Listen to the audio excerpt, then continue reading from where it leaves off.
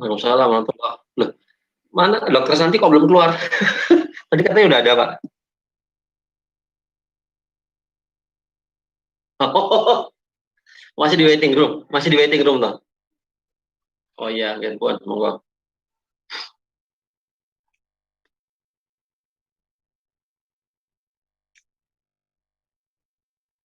Mahasiswa belum ada? Nggih, nggih.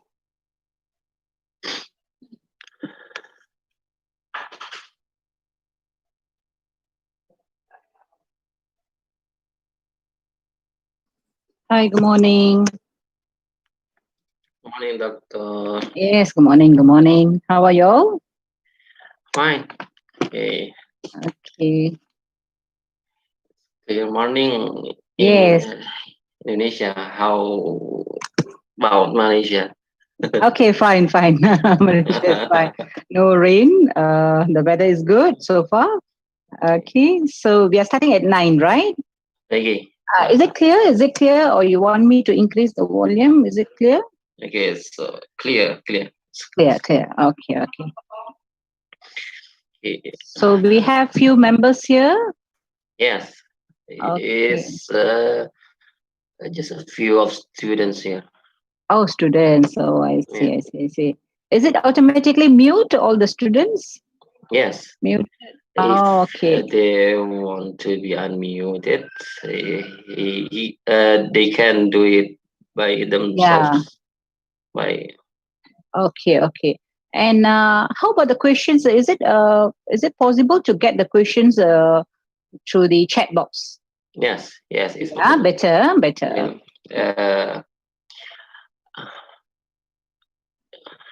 But some students sometimes deliver the question directly, Mm-hmm. but in Bahasa, I think. Okay. Is it too bright at the back here? Is it too bright? Yes, I think it's bright too. Right. So, But is it okay? Is it okay? Because no problem.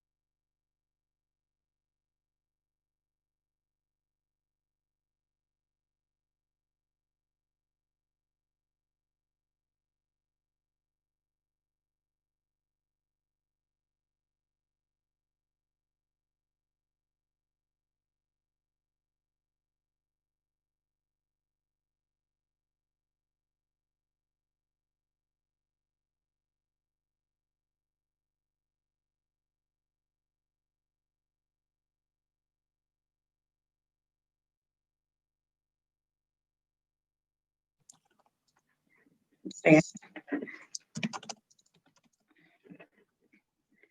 Uh, okay, let's start our lecture today. Assalamualaikum warahmatullahi wabarakatuh, my beloved student.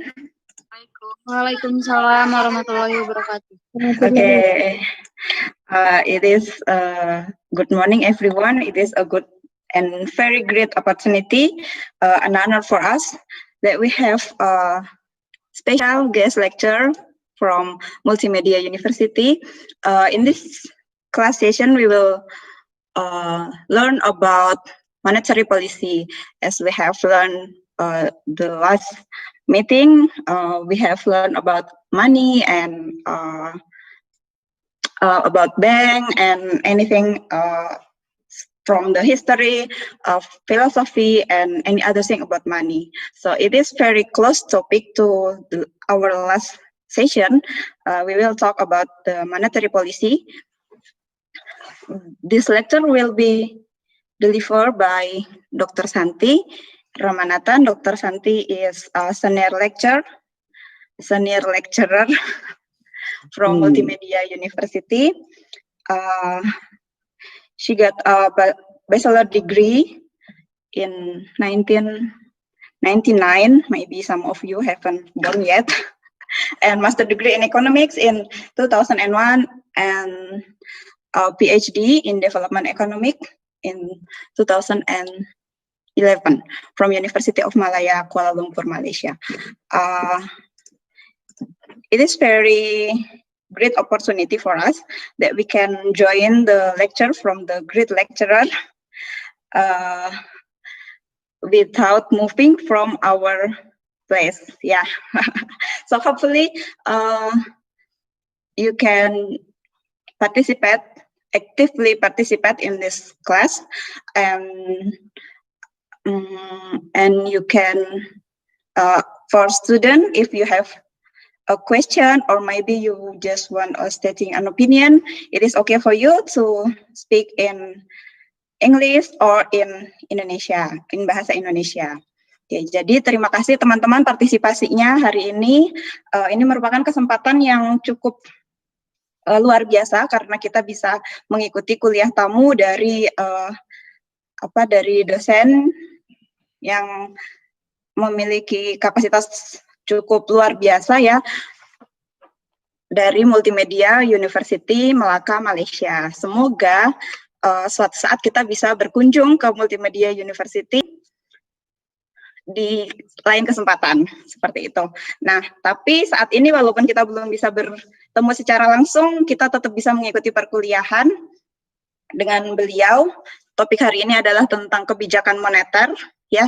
Semoga teman-teman bisa mengikuti kelas dengan baik. Diharapkan teman-teman berpartisipasi aktif. Silahkan untuk menyampaikan pendapat ataupun bertanya, baik dalam bahasa Inggris ataupun dalam bahasa Indonesia. Okay.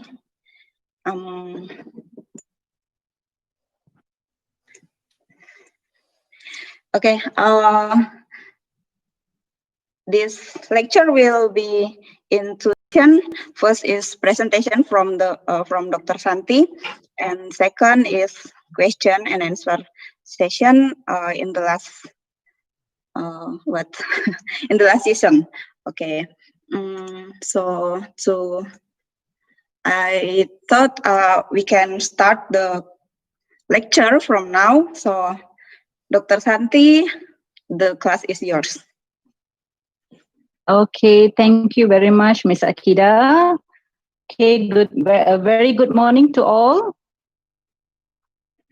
Hope all is well. All of you are fine. Is it clear, Ms. Akida, my voice? Yeah. Okay, clear enough. Okay. So it's really happy to be a guest lecturer. Okay, and so today's topic will be on monetary policy. So I somehow rather, dear students, Mr. Rizi and Ms. Akida has already given a background, introduction of how, students, about you all. So saya cuba guna dua bahasa, Malay, and also English. So, but I noticed, just to share with you, I noticed Malay in Malaysia, Bahasa Malaysia in Malaysia and Indonesia slightly different, right? Yeah. Slightly different. So we call it monetary. Dasar monetary policy in Malay, we call it as a dasar kewangan over here. Even I noticed that the wang, the spelling for wang, we use W-A-N-G. How about you Yeah. there? U-A-N-G, right? Yeah. Yeah. Right. So I had this is a good experience for me as well. I belajar malam tadi. Few days I belajar. I went through the course syllabus and I tried to get some terms. Okay, so I will try my best to use both language. Okay, kalau tak faham, boleh tanya soalan towards the end. Okay, shall we start? Let us start. Okay,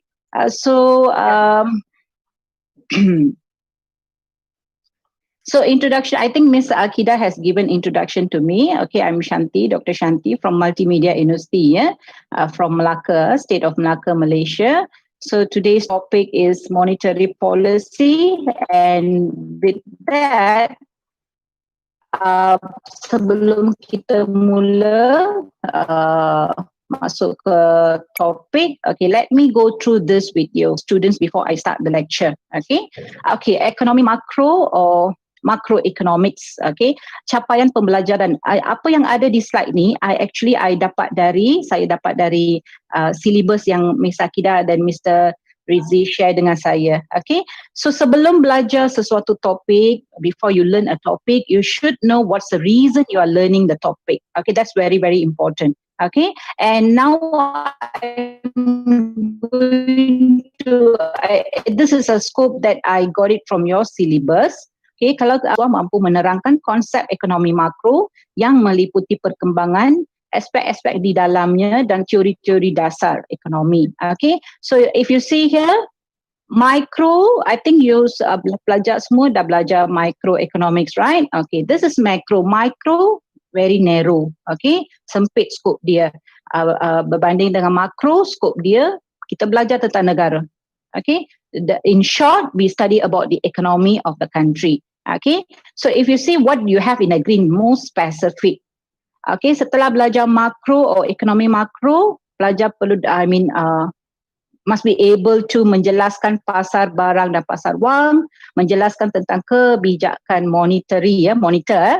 Okay, dan menjelaskan tentang kebijakan fiskal, because we ada monetary policy and fiscal policy. Okay, dan seterusnya. So, in short, untuk saya dan untuk student-student, setelah go through yang capaian pembelajaran ini, apa yang perlu pelajar tahu adalah mengetahui atau be able to explain what's happening in our current economy. That's it. Okay. So micro you will learn in micro perspective. Macro you dah kembang sikit fikiran, perspektif, to see what's happening around us in a country, and with that you can relate. Okay, you can relate yourself. Sebab pelajar mesti tahu, okay, sekarang ekonomi Malaysia, sekarang ekonomi tak berkembang. So apa yang sedang berlaku dan apakah polisi kerajaan yang sedang diimplementasi. Okay. Okay, so are you clear? Okay, we move on. So based on this learning objective or lesson plan, we can start with the monetary policy. Okay, let me show you. Okay, this will be my presentation outline. Okay, so I will go through a basic thing about macroeconomics. I think Ms. Akida has just introduced, right? You all have learned something about the macroeconomics and specifically on monetary system, but it's okay. Sebelum saya masuk ke monetary policy, okay, kebijakan monitor, right? Okay, so I akan go through a little bit of what is macroeconomics and what is monetary system. Okay, please bear in your mind, you must know what is macroeconomics. All the basic concepts kena tahu juga. Okay, kalau tak fasih, kalau tak tahu apa tu GDP, apa tu kemelesetan, what is pengangguran? Pengangguran is unemployment, right? And inflasi, okay. If you are not well versed, you are not good in all this, then quite difficult to understand what is monetary policy. Because the policy is counter to say that it is to overcome the problem in the economy. So if you are not able to detect or you're not able to understand the problems that happening around us. For example, today COVID-19, right? Okay, economics are being affected badly. So if you really understand what is macroeconomics as a student, you will be able to know, okay, what's happening around us, what is the current government is doing, okay, without just saying that, okay, what's government doing is wrong or right. You must know, you must understand the actual structure or the system of the monetary and, monetary, okay? Okay, so this will be my outline. Okay, let us start with this. Okay, I really hope that students, you all are familiar with all these terms, yes or not? Okay, I think I can see the chat box, is it? Okay, tak apa. Okay, so I think towards the end you can actually share, okay? So these are the okay, so apa tu macroeconomics? Okay, what is macroeconomics here? Okay, we can see that the study of the economy as a whole, including topics such as inflation, unemployment, and economic growth. Okay, inflasi, pengangguran, dan perkembangan ekonomi. Yeah, so this is macro lah. This is macro. Okay, bila kita study yang perkara atau topik related to this, that means we are actually studying the macroeconomics. Okay, in macroeconomics, you should know what is business cycle, what is expansion, recession, economic growth, GDP, unemployment, and inflation. So I go through very fast. I think business cycle, in very simple way, we can say it's a light cycle. Later, I have a slide on that. Okay, it's a cycle which shows ups and downs in the economy. Okay, that ups and downs is including the second, expansion and recession. Expansion tu ekonomi berkembang, recession, ekonomi melecet. Okay, then economic growth. Okay, that means the ability of economic to produce the goods and services or increase their production. Okay, I think GDP is kind of like password for macroeconomics. Yes or not? Okay, it's a password. That means belajar ekonomi mesti belajar GDP, which is gross domestic product. Okay, together with the GDP, kena tahu apa tu unemployment, which is pengangguran. Is it correct, Miss Akida? Pengangguran, right? Yeah. Right. Yeah. So inflation rate, inflasi, ya. So GDP yang tiga-tiga ni adalah indikator yang sangat penting, okay, untuk belajar macroeconomic, which is GDP, unemployment, and inflation. Sebab ups and downs yang tiga-tiga indicator will actually give a very clear picture bagaimana keadaan ekonomi masa kini. Okay, so for example, I'll try to relate Malaysia, Indonesia, and also worldwide. Okay, worldwide we can see the GDP. GDP is a very main indicator, even though it's not a perfect indicator because there are some drawbacks. Okay, tapi indicator utama GDP. Okay, so worldwide GDP is declining, right? Okay, because COVID, economy affected, GDP decline. If GDP decline, menurun, how about the unemployment? Unemployment meningkat. Okay, unemployment merosot and inflasi also. Inflasi actually through the monetary policy. Okay, later we learn, we see how the government control the inflation. Because there are certain goods and services, the price are being reduced and there are some it's not. Okay, we see that later. Okay, done. Okay, this is just for your view. Okay, can you view this clearly? Okay, this is my compilation. I actually use this, use this, hold on. Okay, use this in another presentation. Okay, nampak tak apa yang boleh di-observe dekat sini? Okay, you can see a cycle actually. Is it nice to see? Okay, what actually you see in rate, circle rates. Can you see? Circle, 3 circles in rate. Okay, accumulated growth rate. Okay, semua ni adalah ups and downs. Can you see the arrow is going down? To the bottom, we had this crisis. Then it will go up again. So to the peak, then it goes again to the bottom, peak, bottom. So I have highlighted here 3 crises. Okay, we had 1997, Asian financial crisis. We had 2008 global crisis, and we had now currently is pandemic is the worst. Okay, it's the worst. Okay, this is for knowledge, students, before we go to the monetary policy.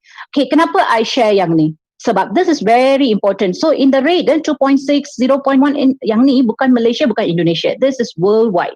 Okay, worldwide, the GDP growth. Okay, the real GDP growth. Ini yang setiap kali, okay, menurun melecet, this is a rate. This is a rate that we have achieved. Okay, We look at this current one, negative 0.3.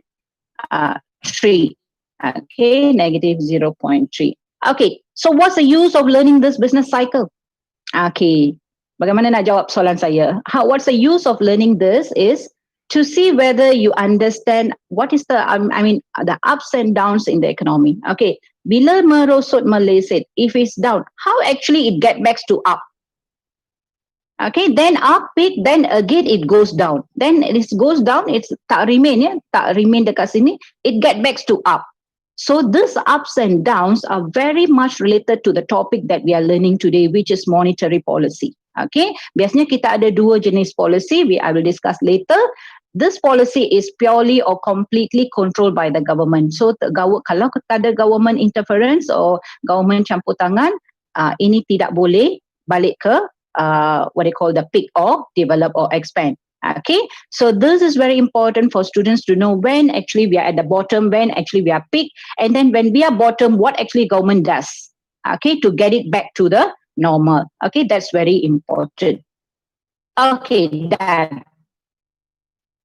So this is what I say, overview of the monetary policy. I say, right, okay, whenever we are downward, okay, whenever the economy is recession, definitely there is the economic policies implemented by the government. Okay, government too, you can see here down here, central bank and also government, both same, okay, but monetary policy is purely controlled by the central bank. Okay, later I'll discuss what is central bank. Yeah. Okay. So fiscal policy, another policy. I leave this aside. I want to concentrate on this alone, which is monetary policy. Okay.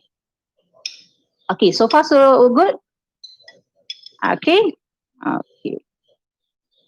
Okay. So for that, we move on to the second part, which is introduction to monetary policy. Yeah. Introduction to monetary policy. Okay.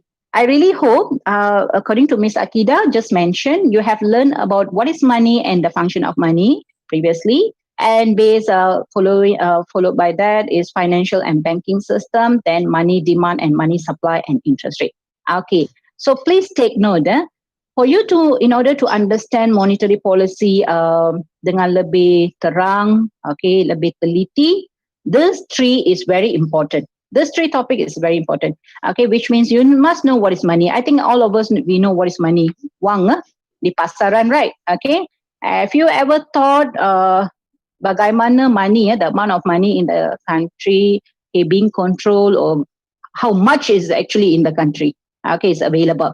Is there government printing the money? Is there government controlling the money from one agent to another agent, for one sector to another sector? Okay. So that's an important thing. You must know what is money. Yeah. So money is, okay, by definition, I think you all have learned this, right?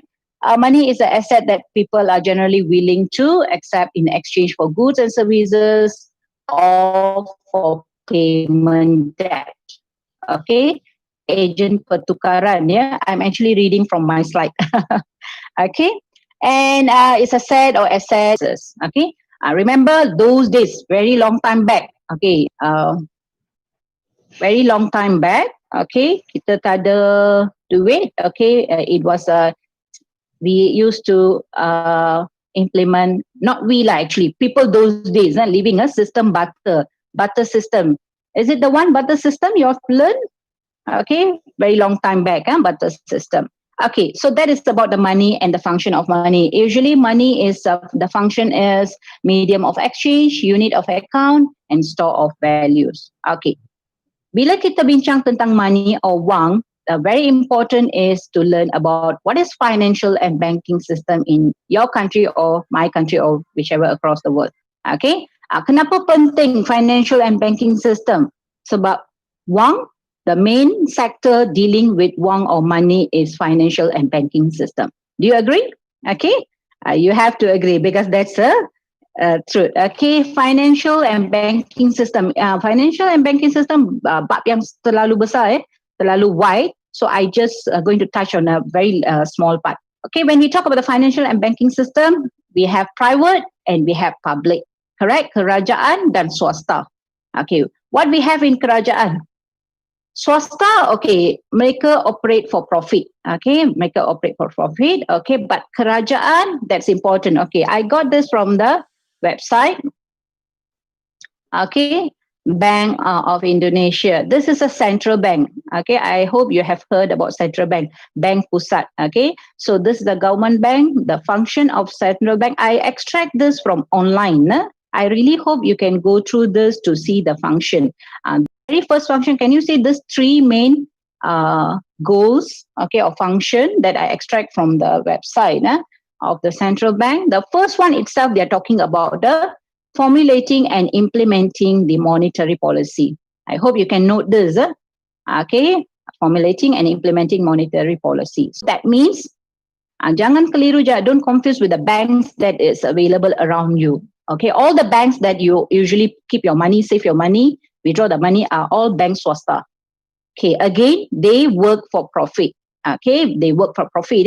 Okay, so who actually safeguard or safeguard or control these banks are Bank Pusat, which is central bank. So basically, what's the function of central bank is to ensure the stability or economic stability in the country, to ensure the money supply in the country through the monetary policy, and also to ensure that all other banks, which is private banks, are functioning appropriately, correctly, or to safeguard the interests of people. Okay, I hope you understand. This is about the banking. Okay, so later, if you see any slide, they use FED, federal. Actually, that I picked from the textbook where it is based on US. In US, in Malaysia, we call it as Bank Negara Malaysia, central bank as well. Okay, so in Indonesia, Bank Indonesia. So in US, they call it as the Federal Reserve. Okay, so don't get confused. Any textbook, if you see Federal Reserve, that means in US, the Federal Reserve is the one controlling or formulating and implementing monetary policy. Okay, done. So now we look at the third one. Okay, we know what is money. We know how the banking system and financial system, which is central bank, is going to be our main focus. Now we look at this money demand, money supply, and interest rate. Okay, in dalam pasaran barangan, apa yang kita tengok, harga dengan kuantiti barang dan kuantiti barangan, barangan produk. Okay, so which means demand for goods and services, supply for goods and services against the price. But in money market, you akan tengok demand for money, supply for money, and which is works against the interest rate. Okay, for you to understand this, okay, this is what you will be actually need to be familiar with. Okay, the theory of liquidity preference.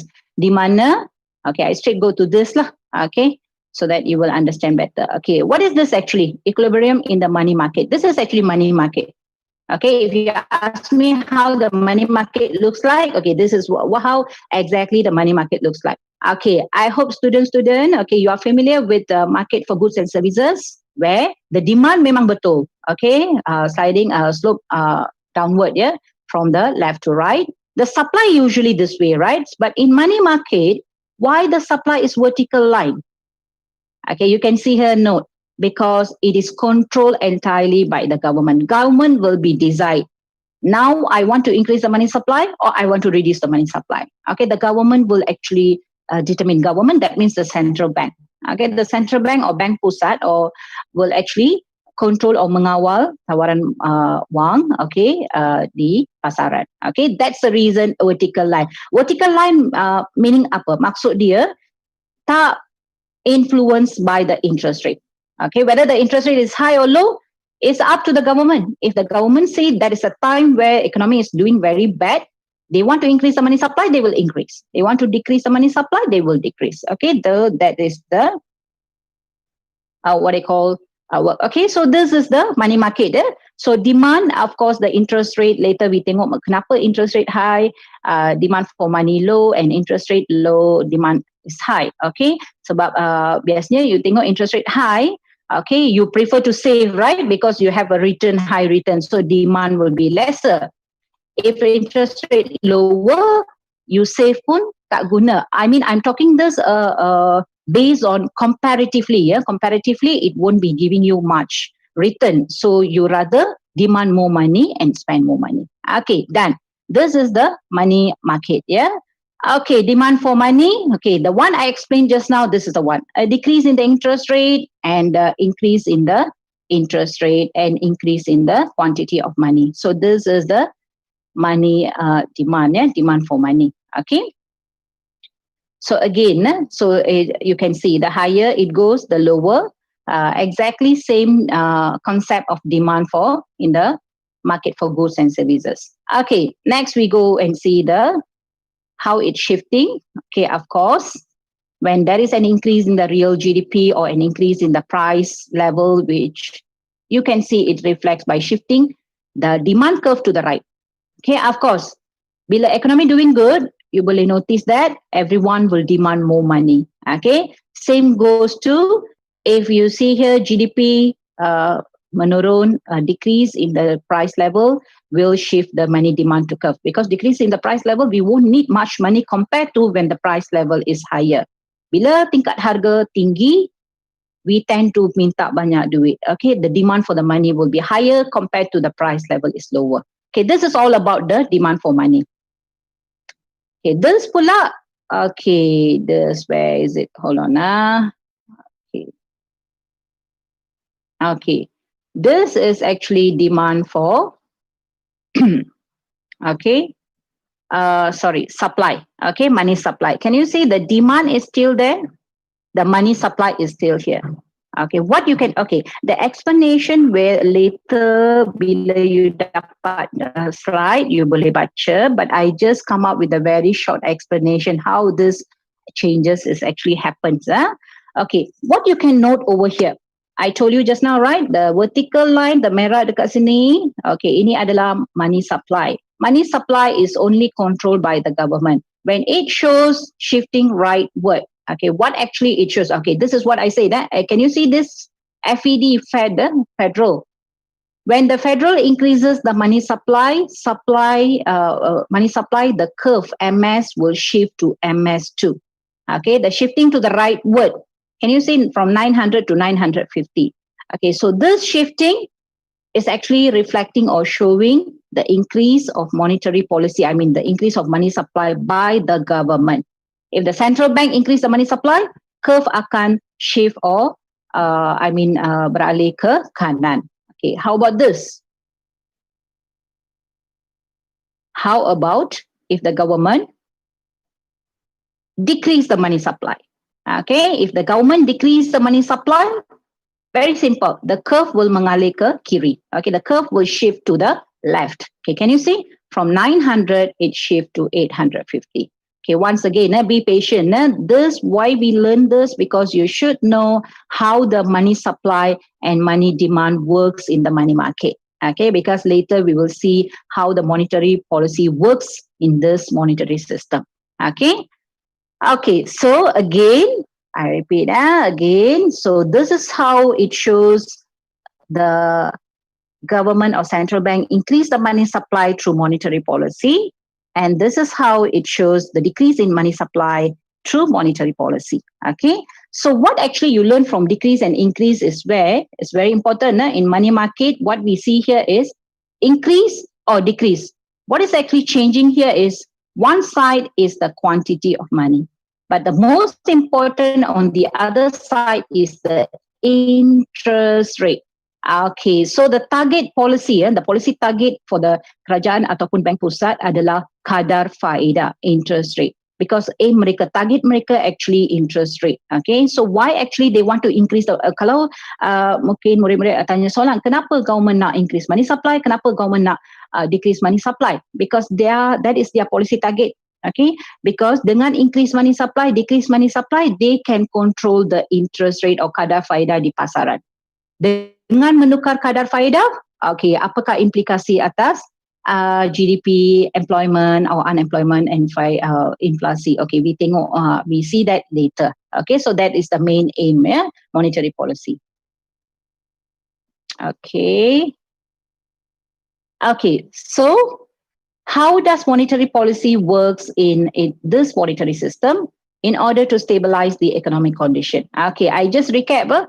We learn what is money. We see how the central bank actually controlling the money supply in the market, and we see how actually the money market works. Okay, where the money demand is downward sloping, but the money supply is the vertical line because it's controlled by the government. Okay, recall the question I asked you just now, the soalan, kenapa actually government nak increase or decrease the money supply, because that's their target. By doing so, they can actually control or stabilize the economy. Okay, so for that, we move on to the next part. Okay, these are the 4 things that very important. We already start. We will be going into the monetary policy. First thing is bagaimana, how actually the government use the monetary policy. You have to learn monetary policy tools. Mereka ada tools, in order to control the money supply in the market. Okay,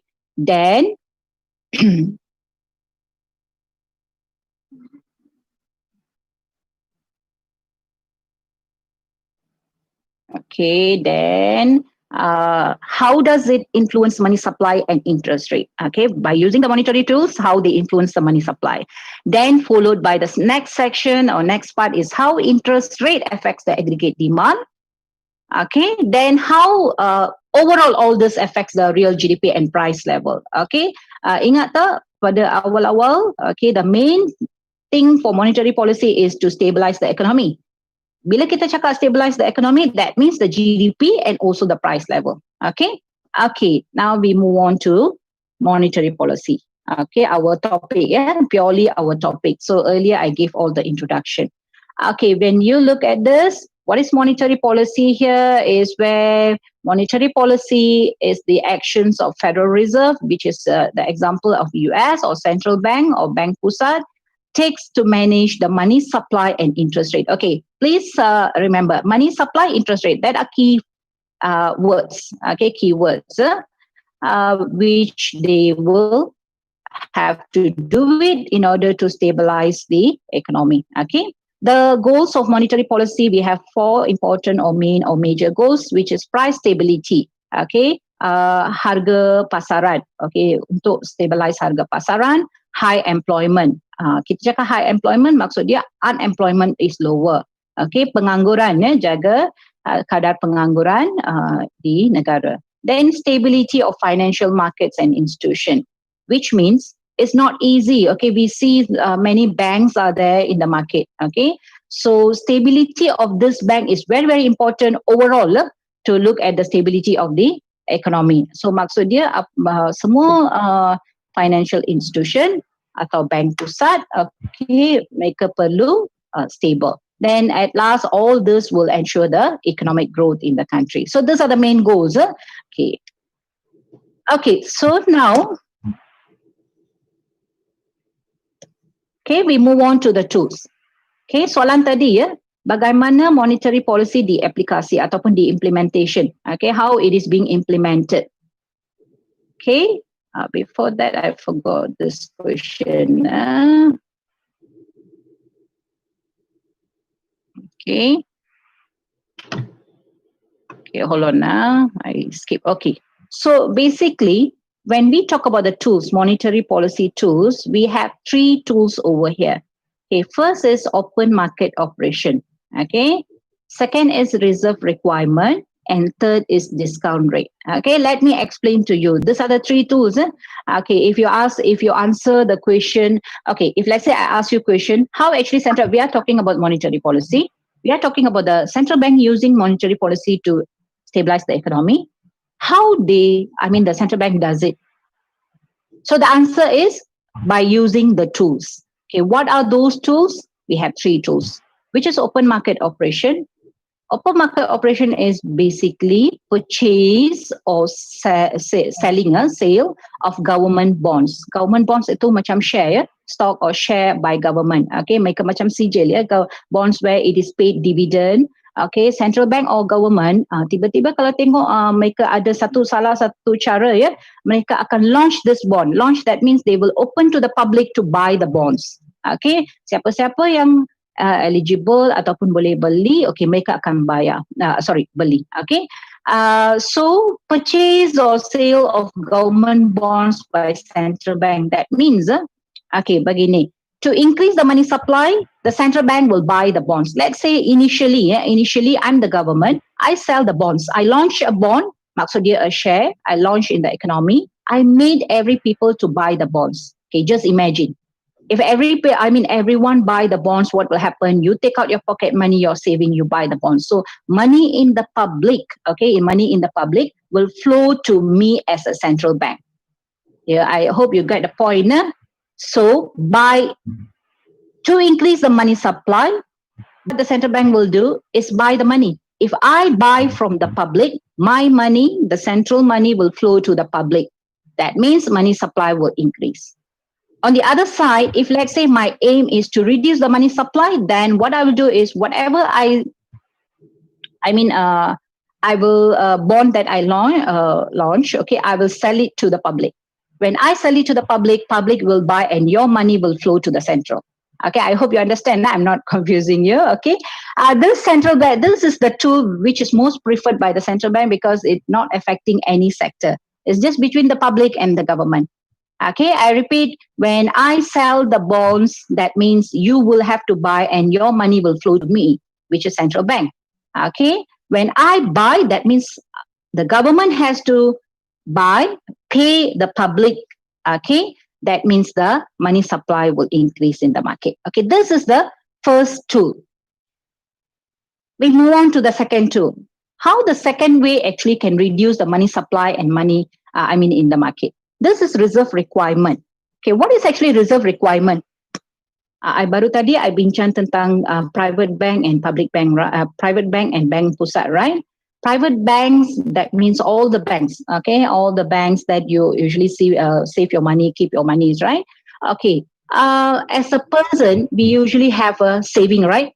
No saving, that means it's danger, right? Okay, no saving, that means it's danger. Same goes to the banks. Whichever bank, private bank is operating in the market, okay, the central bank has the power or has the control, asking all these banks to keep an amount of money, they call it as a reserve. Okay, let's say 10%. Okay, bank instructed, okay, all the banks, you have to keep 10% or 20% as a reserve. Then balance 80% or 90% you use for your circulation, for your operation, for whatever the business that you are doing. Okay, this is a requirement. Okay, that is why we call it as a reserve requirement. Okay, so let's say, okay, with this reserve requirement, how actually the central bank control the money supply? Simple. Okay, if I instruct the banks to keep more as a reserve, what happened? They will have less in their hand to circulate in the market. That means I'm reducing the money supply. Okay, if let's say I decrease, as how you can see today's situation. Let's say my economy is not doing really good. Okay, I think someone raised their hand. Okay. Okay, I'm reading hold on. The speed of your speech. Okay, speed little bit fast.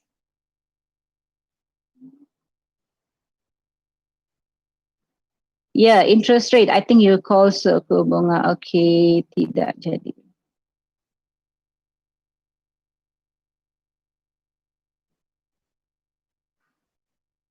Okay, I think volume. Some of you, okay. My volume is maximum here.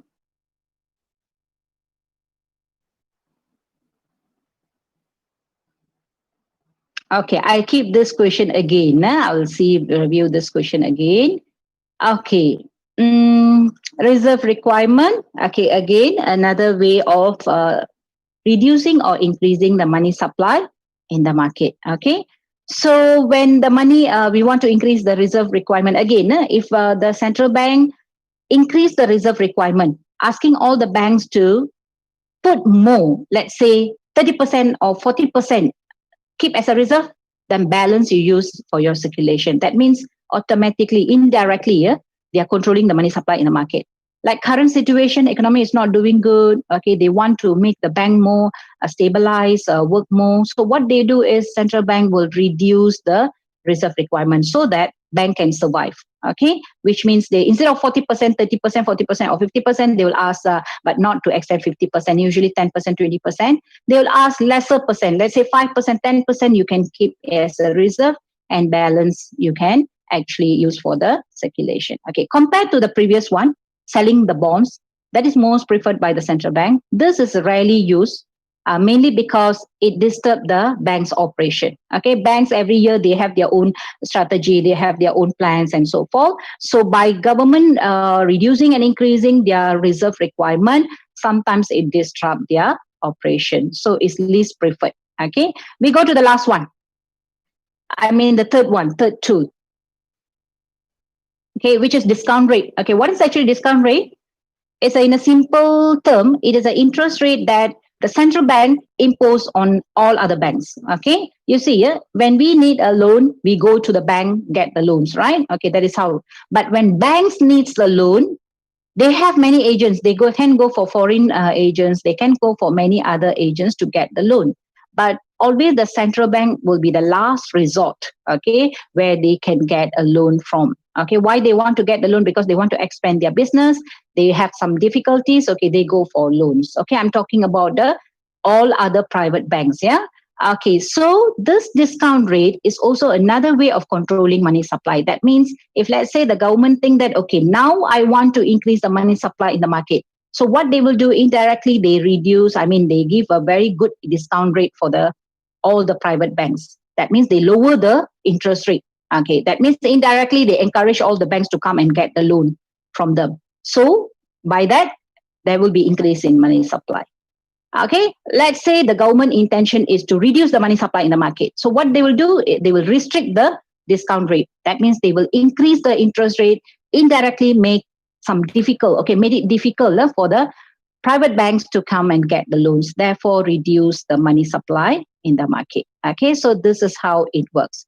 Okay, so I recap. If you see the pattern is most likely the same for these three.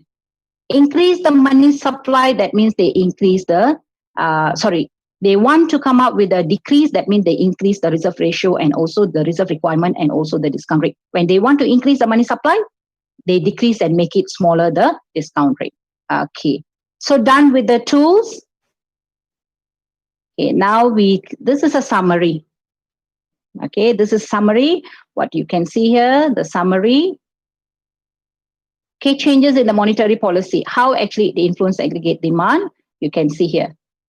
Okay, so increasing the money supply is actually lowering the interest rate. Okay, this is mainly aimed to expand the aggregate demand. Yeah, okay, where you look at this first. Okay, this is increase in the money supply. When increase the money supply, what happens here? The interest rate decreases. Here, they decrease the money supply, what happened? The interest rate increase. Okay, later on, you will see how this decrease in the money supply will actually stabilize the economy. And same goes to how this increase in the money supply will stabilize the economy. That is the main aim of this monetary policy. Okay, so this is a basic thing, yeah, you should know how actually the interest rate. Okay, that means, let me put another question here. When you see, is that monetary policy directly influence the economic situation? As actually no. Okay, they go through money supply. They alter the money supply. When they change the money supply, the interest rate will change. When interest rate will change, it will change the consumption, investment, and also net export. Okay, I hope you get this, because the CIGNX, what is CIGNX? Consumption, investment, net export. Okay, so all this, one of the factor that influence this are interest rate. Okay, so therefore, by changing the interest rate, indirectly or directly will change the consumption, will change the investment, and also will change the net export. Okay, I think not going to keep reading this, but just in short, consumption, of course, you will see when interest rate is lower, okay, it's not attractive for save, so you might end up spending more. Okay, investment also the same thing. When interest rate is higher, it makes more expensive for the firms to borrow. Okay, so therefore they decrease the investment. And same goes to net export. If the interest rate is higher in one state, okay, here the example used is United States. Okay, you can put there Indonesia as well. If the interest rate is higher in Indonesia, so of course more people will invest in local. Okay, if the interest rate is lower here and higher in other countries, so there will be capital outflow. When they tend to invest outside, they will tend to demand more money of currency of other countries, and that will influence the value of dollar or value of your ringgit. I mean our local currency, and that will influence the net export. Okay, so how in short, if the ringgit depreciate, a net export will be good. If the ringgit appreciate, the net export will be in a bad shape. Okay. Okay, so how the monetary effects of the monetary policy on the real GDP and the price level. Okay, again, it's just a summary.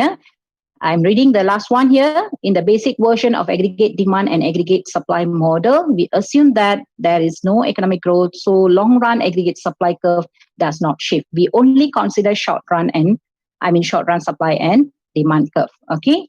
So for you to know what's the effect of monetary policy on GDP and price level, you should actually understand very well about the aggregate demand and aggregate supply model. Okay. Just take time to observe this. Okay. What actually you can see in this slide is I have combined the monetary injection. I have combined the money market over here, panel A, and the aggregate demand. Only aggregate demand. Aggregate supply is not here because in the following slide. Okay, what you can see over here. Okay, so if you look at this, okay, this is where the federal has increased the money supply. Okay, now we are looking at the relation. We are coming to the conclusion why we need to use the monetary policy and how the changes in the monetary policy will actually influence the aggregate demand and eventually will increase the GDP or decrease the unemployment or increase stabilize the inflation. Okay, so when you look at this, there is an increase in the money supply. How the monetary policy will increase the money supply? Recall the three tools. Either they buy the bonds, they reduce the reserve requirement, or they reduce the discount rate. By doing this three, not together, not concurrent, bukan sama sekali mereka akan pilih. Okay, central bank akan pilih yang mana sesuai, they akan implement. By implementing, the money supply will increase. What happens? When money supply increase, the supply curve will shift to the right. With the demand curve, you can see here the interest rate decline. Okay, when interest rate decline, what happened in this ADAS? When you analyze the GDP and also price, the AD curve will shift to the right. Okay, don't get confused. Why the AD curve shift to the right? Okay, back to this explanation. Okay, back to this explanation. How the interest rate affect the aggregate demand? Okay, bila you baca how the consumption penggunaan, how the investment pelaburan, and also export react to interest rate, you will get the answer for how the AD curve will shift to the right. Okay, maksud dia penggunaan meningkat, investment, okay, sorry, this one we can see, interest rate lower, right? Interest rate lower is no saving, more consumption. Daripada tabungan, you guna banyak. Okay, penggunaan meningkat, right? Investment, interest rate lower. Sebagai investor, sebagai business person, okay, you get more loan because interest rate biasanya untuk business person or people who are doing business adalah harga. Okay, interest rate adalah harga yang you bayar untuk pinjaman, right? So kalau low, it's better for you. Okay, so investment also increase. Okay, same goes to, I said that net export depending on the depreciation or appreciation, nilai mata wang meningkat atau menurun di pasaran akan menentukan net export. So all this together, whenever the government increase the money supply, interest rate lower, and this will make the aggregate demand to shift rightward. To shift rightward, that means good lah. Okay, sebab you can see this. Ni example, sebab you can see this. I have included the supply curve also over here. So what happens here? You can see, bila AD curve, AD1 shift ke AD2, Why they shift? Because there's increase in the money supply and decrease in the interest rate. Yeah, they shift to the right. What happens here is, bagus kan? You boleh tengok GDP meningkat dan price level pun meningkat. Berbanding dengan A, B is better off, right? Okay, so this is a main. Okay, what we call this? We call this is expansionary monetary policy. Maksud dia, if lower, A, titik A dekat sini ya. Okay, dot A here is actually showing ekonomi bawah. Okay, rendah ya. Pertumbuhan ekonomi or economic performance is lower. You nak meningkatkan, you nak memperbaiki keadaan ekonomi. So what you will do? You will choose expansionary monetary policy. In Malay, we call it as mengembang ya. Kaedah or policy mengembang. So you expand. You expand, that means memperbaiki ya, positive side. So when you expand, again, I repeat, supply curve will shift to the right and interest rate will fall. When interest rate fall, consumption increase, investment increase, net export increase. When all this increase, AD curve shift to the right. At the end, GDP increase and price increase. Okay, this is expansionary. How about if the government choose to reduce contractionary monetary policy? Bila government akan choose yang ni? Okay, sebab bila everything on the higher side. Okay, semuanya meningkat. Inflasi higher. Everything on the higher side. Okay, so what they will choose here is contractionary monetary policy. That means mengucup, we call it as a mengucup ataupun tight policy. Okay, restrict the policy. By doing so, okay, just imagine by doing so, I go back to this. Okay, I go back to this. Just imagine this go other side. Okay, instead of M1, MS1 to MS2, now from MS2 it goes back to MS1. That means the red line will go back to the blue line. Okay, this is what exactly you can see over here. Okay, so the AD curve we have shift to the left. Okay.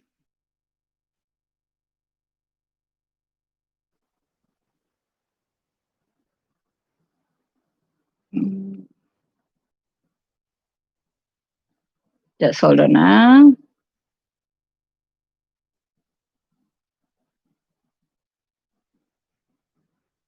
Okay.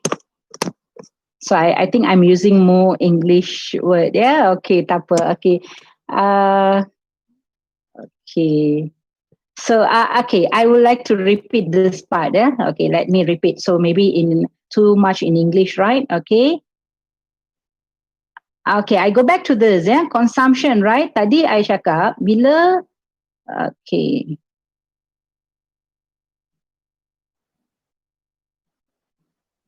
Okay, based on this, I explain in Malay again. Okay, kalau diperhatikan dekat sini, MS shift to MS2, right? Okay, maksud dia, bila central bank meningkat tawaran wang di pasaran, okay, they will increase, okay, yang ni menunjukkan meningkat tawaran wang di pasaran, right? Okay, bagaimana mereka meningkatkan tawaran wang di pasaran? Menggunakan 3 kaedah. Okay, first open market operation, iaitu menjual bond kerajaan ataupun membeli bond kerajaan. Kedua, reserve requirement, reserve ya, permintaan reserve. Okay, minta semua bank untuk menyimpan reserve, meningkatkan reserve ataupun menurunkan reserve untuk control money supply. And third one is kaedah faedah yang bank pusat mengenakan atas bank-bank, private banks, right? Okay, okay. So through that, now the central bank meningkatkan tawaran wang di pasaran. Okay, so based on peningkatan yang ni, kadar faedah, kadar bunga ya, kadar faedah ataupun interest rate is kadar bunga, okay, menurun. Bila ia menurun, ia memudahkan orang-orang how to say ya, move to consumption, penggunaan. Okay, mereka guna wang untuk perbelanjaan daripada menabung. Okay, tabungan tak berapa. Orang cakap dekat sini, kita cakap berbaloi. That means it's not really good. Okay, return, pulangan dia tak banyak. Okay, berbanding dengan interest rate tinggi, pulangan dia banyak, right? So penggunaan meningkat. Investment is pelaburan. Okay, pelaburan meningkat. And at the same time, net export to export. Okay, export dia meningkat. Semua meningkat, AD curve akan Indikator tu aggregate demand ya. Okey, aggregate demand, permintaan aggregate akan beralih ke kanan. Okey. Kenapa permintaan alih ke kanan? Kita dapat mengatasi masalah ekonomi sebab sila perhatikan dekat sini, bila aggregate demand, permintaan aggregate mengalir ke kanan, apa berlaku dekat sini? GDP kita boleh meningkatkan dan harga pasaran pun meningkatkan. So ini bermaksud kita memperbaiki keadaan ekonomi. That is why kita panggil yang ni expansionary monetary policy. Okay, dalam bahasa Malaysia dekat sini kita guna mengucup. Okay, this is mengembang, ya, mengembang that means good one lah. Okay, we expand ya. Okay, yang ni pattern yang sama, okay, corak yang sama kita apply dekat sini. Which means contractionary. Okay, mengucup. Okay, that means kita reduce the money supply. Okay. Central Bank memilih untuk mengurangkan tawaran wang di pasaran. Bila mereka mengurangkan tawaran wang di pasaran, tadi kadar bunga menurun, sekarang kadar bunga akan menaik. Bila kadar bunga akan menaik, okay, apa yang berlaku di aggregate demand dekat sini pula semuanya terbalik. Okay, that means penggunaan akan meningkat. Penggunaan akan menurun sebab bila kadar faedah higher, tinggi, semua orang, either it's me or you will be willing to or want to save more. Kita akan tabung banyak sebab kadar faedah meningkat. So saving reduce. Investment, okay, investment maksudnya pelaburan ya. Okay, buat bisnes ya, buat bisnes bila you nak dapatkan loan kadar faedah tinggi, maksudnya cost dia tinggi. So ramai yang tak buat pelaburan. Mereka rather wait for the kadar bunga untuk turun. So semuanya akan menurun menyebabkan aggregate demand also menurun. Okay. Okay, so this is what the what they call implication ya, implication yang berlaku daripada monetary policy kepada aggregate demand. Okay, let me show you the summary here. Okay, we are almost the end, but never mind. Let me show the summary here. Okay, this one FOMC ya, yang ni short form untuk Federal Reserve di US. Okay, okay, kita boleh gantikan yang ni dengan Central Bank. Okay, Bank Indonesia or Bank Negara Malaysia. Okay, Central Bank ya. Okay, ini adalah summary. Katakan Central Bank pilih expansionary policy. Apa maksud expansionary policy? Mereka nak mengembangkan, memperbaiki ekonomi. So apa yang mereka akan buat dekat sini adalah mereka nak mengembangkan ekonomi. The first thing, using monetary policy, mereka akan increase the money supply in the market. Okay, recall the graph just now. Increase the money supply in the market is actually will reduce the interest rate. Okay, so interest rate will reduce from the investment consumption, which means the pelaburan, penggunaan, ekspor akan meningkat. Bila yang ni komponen GDP yang ni meningkat, aggregate permintaan, AD curve akan beralih ke kanan, which you can see dia menstabilkan ekonomi dengan meningkatkan real GDP. Okay, GDP, real GDP and also the price level. Okay, now contractionary policy.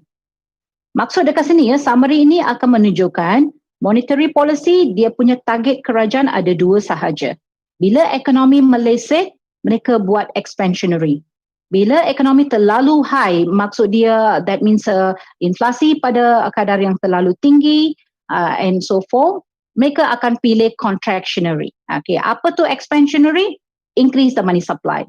Apa tu contractionary? Decrease the money supply.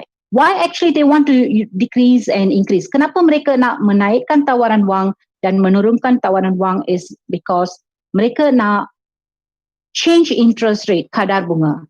Dengan changing the kadar faedah atau kadar bunga, mereka boleh alter ataupun change komponen-komponen GDP seperti investment, consumption, export ataupun pelaburan, penggunaan dengan ekspor. Okay, by changing this pelaburan, penggunaan, ekspor, the aggregate demand ataupun aggregate permintaan di pasaran also akan menukar atau mengalih.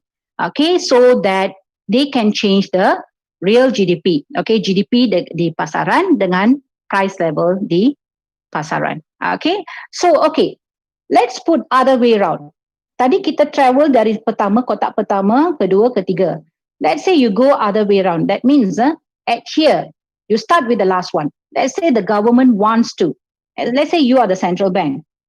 You rasa, okay, sekarang COVID-19, okay, ekonomi Malaysia, okay, ramai yang dalam kesusahan. Okay, so you want to expand or you want to contract? Kalau you pilih contract, maksud dia kita cuba nak menyusahkan lagi, okay, ekonomi. So, bila ekonomi susah, kita go for expansionary. So, that means you want to increase this. Correct? Okay, kita pilih untuk meningkatkan GDP dan meningkatkan price level, okay, which means not meningkatkan until the what they call the inflation. So, it's just for theory part. We just see the theory part is not too low. Okay. Then if let's say the economy is really booming, okay, is really very on the higher side, then they will choose the contractionary where it is the aim to reduce the GDP and the price level. Okay, so this is the summary of all this. Okay, we are almost at the end here. Okay, I have a question for you later. Okay, later let me go through all your questions which I've overlooked just now. Okay, so bagaimana nak conclude yang ni? Okay, balik kepada monetary policy. Okay, kita learn monetary policy, right? Okay, remember this monetary policy is controlled by the central bank. Okay, bagaimana, apa yang main aim aim or tujuan monetary policy ini adalah untuk mengawal kadar penawaran wang di pasaran. Okay, to control the money supply in the market, either to increase the money supply or reduce the money supply. Again, put a question mark here. Why the central bank wants to reduce the money supply and increase the money supply is because by doing so, dengan buat seperti ini, mereka boleh change the kadar faedah ataupun kadar bunga.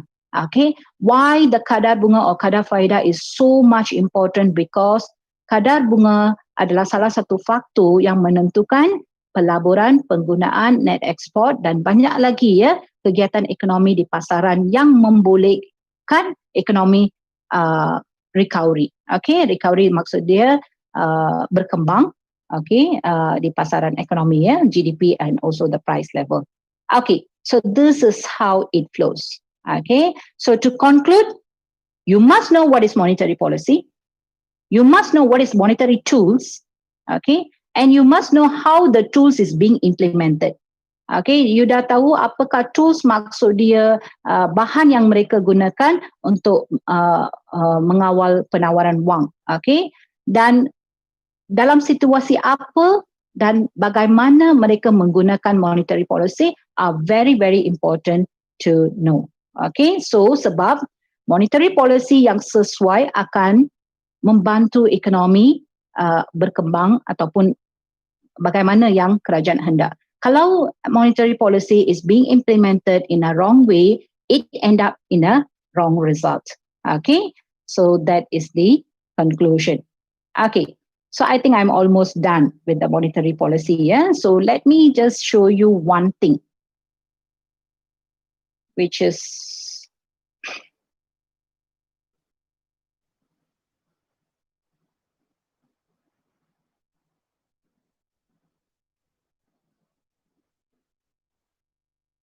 okay, probably this. Okay, this slide will be the, I will say that it's you can recap. Okay, it's giving you a hint, bagi you jawapan untuk yang what is monetary policy until the end. Maksud dia yang up one, okay, can you see aim at expanding aggregate demand. Okay, mengembangkan permintaan aggregate. Okay, bila mereka nak mengembangkan permintaan aggregate, ini yang akan berlaku. Okay, meningkatkan penawaran. Yang ni pula contracting the aggregate demand. Okay, mengucup the permintaan aggregate di pasaran. Therefore, mereka mengurangkan penawaran wang di pasaran. Dengan itu, kadar bunga akan beralih, okay, menurun atau meningkat, di mana ia akan mempengaruhi permintaan, pelaburan dan juga what they call net export di pasaran. Okay, then eventually it will change the GDP and also the price level. Okay, I think that's all. Okay. Miss Akida, I think that's all. I really hope that, okay, I've given, but I'm really sorry that I have to go on. Okay, now I will go through one by one, yeah? Okay. Okay, Miss Akida. I think kalau I'm too fast just now, I think we have time, plenty of time that any part you want me to repeat, I can repeat. I can go a bit slower. Okay? Okay, I hand over to you, Miss Akida. Okay, thank you, Dr. Santhi. That's very kind. Yeah, you offer us to asking or ask you to repeat some subject maybe if student cannot understand in specific subject. Ya, it's very kind. Oke, teman-teman, jadi demikian yang sudah disampaikan oleh Dr. Santhi. It is a very great presentation and sudah sangat lengkap sekali. Beberapa juga mengulang apa yang sudah kita bahas sebelumnya ya. Jika boleh saya simpulkan, jadi tujuan dari kebijakan moneter itu adalah untuk stabilitas harga, kemudian dari stabilitas harga itu bisa untuk mengurangi pengangguran, kemudian juga bisa untuk mengelola stabilitas dari financial market atau financial institution, dalam hal ini misalnya lembaga-lembaga keuangan ya kalau di bahasa kita, kemudian dari itu nanti akan meningkatkan pertumbuhan ekonomi gitu. Kemudian siapa sih yang berperan dalam kebijakan moneter adalah pemerintah dan dalam hal ini kalau di negara kita adalah melalui Bank Indonesia. Gitu. Terus yang menjadi tugas dari Bank Indonesia adalah mengendalikan peredaran uang dan juga suku bunga ya, seperti teman-teman tahu kita dalam suku bunga itu nanti mengacu pada yang namanya BI rate. Tentang bank sentral nanti akan kita bahas lebih lanjut di pertemuan selanjutnya. Kemudian ada monetary policy tools ya, yang pertama yaitu operasi pasar terbuka seperti yang sudah disampaikan Pak Iqbal di chat, kemudian kebijakan cadangan minimum dan juga kebijakan diskonto, yaitu tentang ya tadi suku bunganya mau naik atau mau turun. Begitu. Kenapa sih moneter itu perlu dikendalikan gitu. Jadi tidak yang sesuai dengan elastisitas pasar gitu, karena ternyata suku bunga dan peredaran uang itu berpengaruh sekali ke banyak hal gitu, seperti berpengaruh sekali ke banyak aktivitas ekonomi, jadi dari konsumsi, investasi, ekspor, net export, seperti itu. Itu sebagian dari saya, mungkin Pak Iqbal ingin menambahkan? Cukup Bu Agida, saya pikir nanti kita akan melanjutkan pada sesi selanjutnya. Cuman kita ada beberapa tanggapan sepertinya, atau mungkin kita berikan kesempatan dulu kepada mahasiswa untuk menanyakan sesuatu yang berkaitan dengan sesi ini begitu. Okay, so first, excuse me, Miss Akida, I have one question here. I think nama student Nabila ya, Nabila. Okay, yeah, Nabila Colon. She asked, does the effectiveness of monetary policy affect the inflation control in some country? Why? Okay, setahu saya, apa yang saya faham, effectiveness, right, monetary policy. Okay, bagi saya, soalan ini memang kerap ditanya by student. Okay, sebab apa yang practically berlaku hanya government yang tahu kan. We know that they are actually coming up with the monetary policy. Sebab sebagai rakyat biasa, bila kerajaan mula menurunkan kadar faedah, then we will know that okay, this is a time kerajaan sedang mengimplementasikan contractionary policy, monetary policy. Bila mereka mula jual beli bond, begitulah kita akan tahu bagaimana mereka, the kerajaan implement the monetary policy. Whether it's effective or not, I think in certain country, to look at the reality, tengok reality apa yang berlaku, I think it depends on how transparent is the government is. Transparent maksud dia betul-betul sejauh mana mereka buat kerajaan aplikasikan monetary policy dan berpandukan serious. Okay, how serious the case is. Katakan case keadaan ekonomi inflasi terlalu serius. Katakan kerajaan datang monetary policy, apa yang mereka buat hanya boleh mengawal 50%. Okay, it's all depending on how the government implement the policy. Okay, so there are cases I have not know or tak ada contoh dia. Kadang-kadang it doesn't really work, and most of the time it works. Okay, it works. It help the country to the certain extent. Okay, I think I answered the question. Okay, I think that's all. Is there anything? I think ada banyak lagi. CC3 Mulyani, your presentation has been interesting. My name, okay. I want to ask about the central bank, which has the authority to make policies during the COVID-19 pandemic, when the economies of various countries were in decline. How did the central bank regulate it so that the real sector economy remains stable? Because until now, prices, okay, hold on. Many questions coming in already. Belum baca satu soalan. Okay, hold on. Real sector economy remains stable because until now, prices were still quite stable in addition to declining capital market prices. Okay. So for this, what I see, especially COVID-19, based on my observation, I take example of Malaysia. Okay, we have this interest rate. Okay, from the right beginning, even pada permulaan COVID-19, Malaysia sudah menurunkan kadar faedah. Okay, kadar faedah pinjaman ya, menurunkan kadar faedah. Itu membantu peminjam-peminjam untuk what they call dalam membayar balik loan. Itu cost dia telah menurun. Okay. Lagi satu, I think you all aware of not moratorium.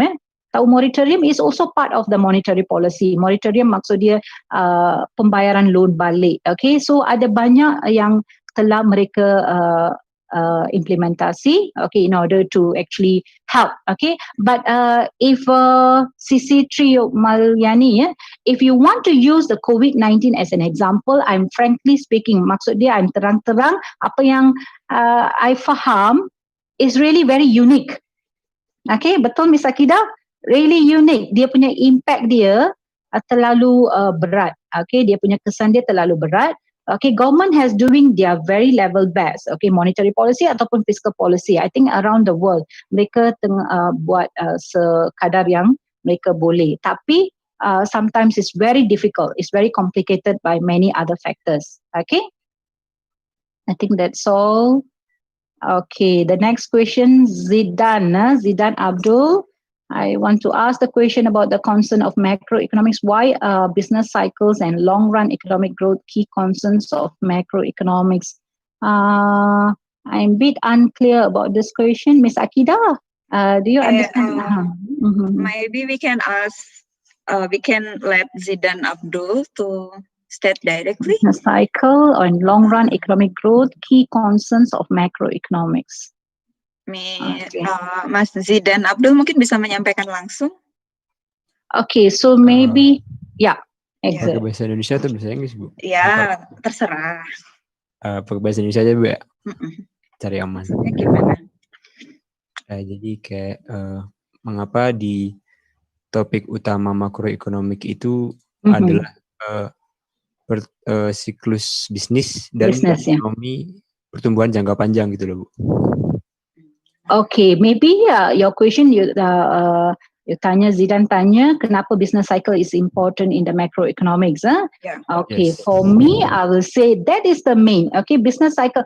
Okay, for your information, I like the topic of business cycle. Because you know why? Because our life is cycle. Okay, we are actually in, you're looking at, okay, let me share my slide.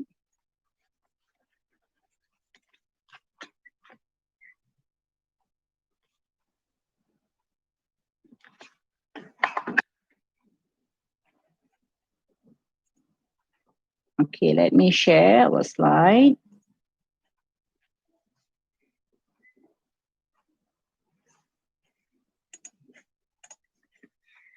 Okay, Zidan, I hope you can see here. Okay, why it is so important? Okay, I kurangkan label-label, banyak label dekat sini. I keluarkan label semua tu dekat sini.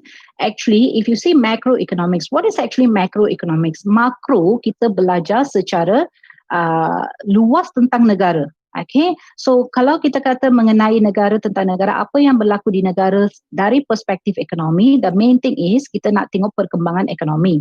Okay, biasanya kita tak pernah tengok, tak ada negara di seluruh dunia yang menunjukkan ekonomi upward. Upward, that means dari rendah meningkat setiap kali ke atas. Maksud dia in long run it's yes, but in between, okay, in between, short run, kalau Zidan tanya short run, how short it is 10 years. Okay, I will say 10 years. From my point of view, Zidan boleh tengok dekat sini, semua pelajar boleh tengok dekat sini ya. Dari ia akan menurun, that means decline, then it expand, go to the peak, then decline again. Every gap, semua gap ni, semua jurang ni actually for 10 years.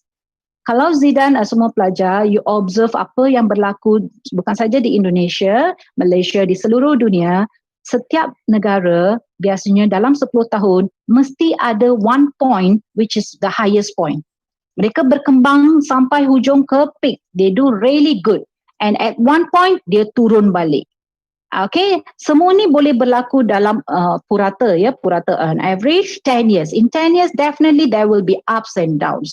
Okay, why it's important for us to learn ups and downs? Because that is happening around us, right? In macro. So ups and downs, bagaimana kita tahu itu adalah ups and downs? Dengan merujuk kepada GDP. Okay, setiap GDP itu production lah, productionnya, gross domestic product, pengeluaran dalam negara. So pengeluaran dalam negara itu buat terlalu baik, good, that means economy is doing good. Okay, is not doing good, at the same time, kita boleh engage dengan unemployment, pengangguran. Pengeluaran menurun, pengangguran meningkat. Okay, so maksud saya dekat sini, di macroeconomy, indikator utama yang kita belajar adalah GDP, pengangguran dan juga inflasi. So tiga-tiga ini akan travel ya, travel maksud dia akan menunjuk, akan reflect, akan kita tengok di semua cycle yang ni. Okay, cycle dekat sini.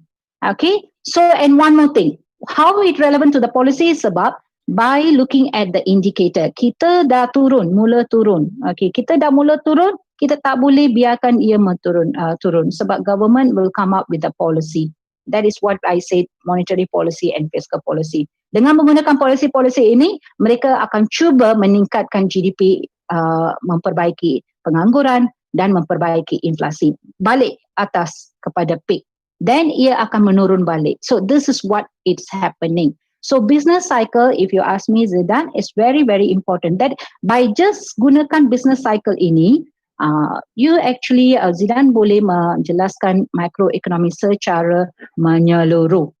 Okay, katakan nak kaitkan dasar fiskal, nak kaitkan dasar fiskal, maksud dia kebijakan fiskal, kebijakan monitor, okay, semua dia boleh dikaitkan dengan business cycle. So I will say business cycle is a underlying factor or underlying topic. Okay, I hope I answer your question. How? Sure, ma'am. Thank you. Yeah, okay. Thank you, Mas Zidan. Yes. Okay, so we are move to the next question. Oh, you all suku bunga ya, kada faedah you call it as suku bunga, right? Yeah. Okay, then I think I've learned more concept here. Okay, monetary. Hello, ma'am. I'm Hafia. I want to ask about monetary injection. Yes, Hafia. What is monetary injection? Miss Akida, can I go on answering the question? Yes. Okay. Yeah, monetary injection. Okay, let me show you this.